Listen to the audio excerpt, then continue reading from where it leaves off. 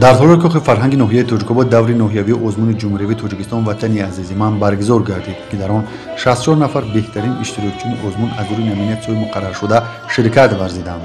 با حاضرین هنرنمای اشتراکچیان عضمون از روی نامیناسی‌های سرایندگی و ژانرهای عنعنوی به صاحب پسند آمد.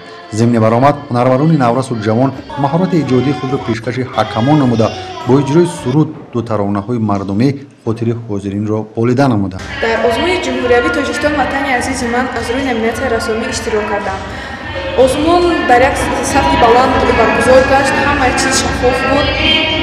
از روی این نامیناسیون در رسمی اشتراک کردم و از طرف اعضای حکمان با دور منطقوی راحت گرفتم.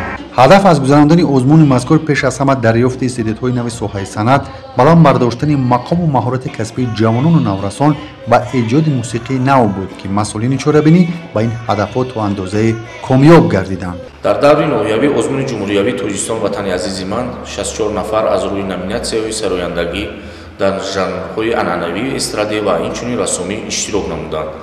رفت عضمون نشان داد که آمادگی اشتراکچیان امسال خوب بوده. تعداد شوقمندان برای اشتراک در عضمون مذکور سال تا سال می‌افزاید.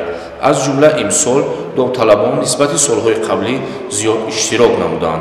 عضمون مذکور با تربیت نورسان جوانان در روحیه زیباشناسی و وطندوستی و دریافت استعدادهای نو و نادر مساعدت می‌نمایند. در عضمون حکمان با برآمد اشتراکچیان بهترین چاره‌بینی بهای بلند داده غالبان عضمون در بخش سرایندگی و رسامی به دور نوبتی راحت گرفتند.